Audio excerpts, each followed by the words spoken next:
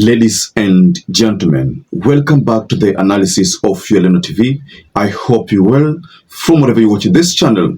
I'd like us to go into an interview, just a raw interview that was conducted between Larry Madowo and Mo Ibrahim. Now, we all know Mo Ibrahim of the Mo Ibrahim Foundation.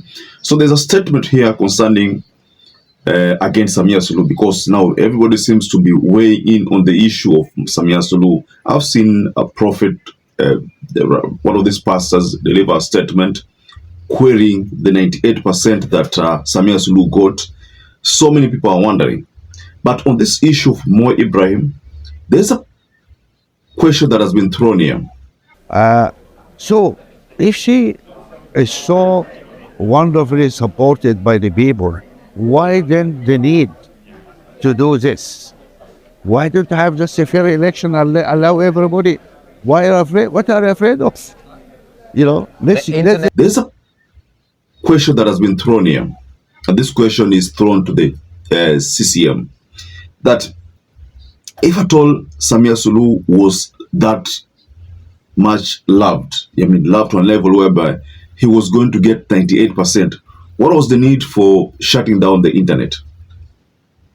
What was the need behind putting the Chadema leader behind bars? What was the need for, again, stopping other participants from participating in the election based on some alleged technicality? Why?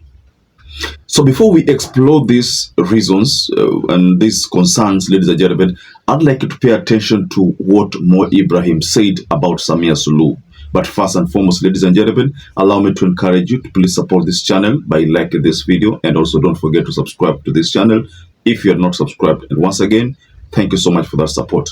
So without wasting much time, pay attention to this video. Yeah, I think it's really inappropriate and unacceptable to ban the main opposition party from elections. How can you have an election without the main parties? I think imprisonment also of the opposition leaders was not necessary. I mean, the election commission said that President Samia she got 98% of the votes. Right. And that 88% of the eligible voters, right, they turn out. So 88% turnout. So you get 98% of 88%. That's over 90%, well over 90% of the votes of the people.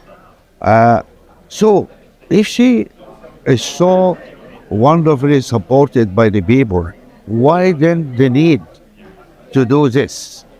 Why don't you have just a fair election and allow everybody? Why are you afraid? What are you afraid of? Let the ballot box sort it out. And instead of putting people in prison, killing people, shooting at young people, that's not right. Now, everybody's asking very, very deliberate questions here. Why was it necessary to do all that? Put Chadema leader behind bars, shut down the internet, where you know you are going to get 98%. Now, before I offer the reaction there, let me still put you up to speed with what happened during the swearing in of Samia Suluhu. We all know that Ruto did not attend that meeting. Rais wa Jamhuri ya Burundi, Mheshimiwa Hakainde Hichilema, Rais wa Jamhuri ya Zambia, Mheshimiwa Hassan Sheikh Mahmoud. And we also know that Museveni didn't attend that meeting. Reasons I had expected they were not going to attend that meeting.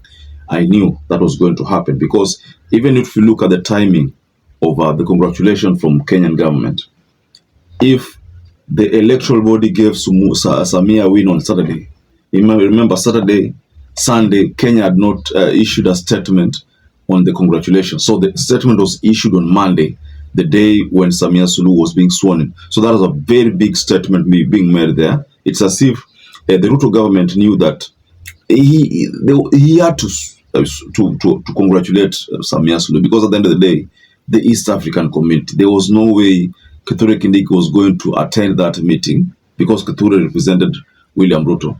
attend the meeting and not congratulate. So there had to be a congratulatory message that was going to precede the meeting. So if you look at the issue of Uganda, it is the same thing. I understand there are countries in Africa which have not congratulated her to now, but that was expected. Now, let's get back to Mo Ibrahim's statement. Why was it necessary to put a lot of pressure on the ground, to put a lot of use a lot of force, deny people internet access, curtail movement, block? I mean, why was it necessary? Because if you know you're going to get 98%, I think you should even be happy. Making everything available for use. Internet should be available for use because you're going to get 98%. 98% is no joke. I came across a video from a pastor who also threw shades at this percentage that Samia Suluhu got. And the question was very simple. Why did you just, because according to the pastor, because if you interpret the words carefully, then you understand that he's trying to talk about rigging. There's a woman now who is staying in power now. She won 98% of the vote. Wow. Hi. 98%. No rigging. Wow. Congratulations. 90. Come on. Put it on 52. 57% is okay. Why 98? 98. Turn to someone next to you and say, women. Women. 98%. Oh, I love that woman. I knew it when she was wearing camouflage. I said, I saw this. I saw it from afar. So what you are saying is 2% are the ones marching on the streets.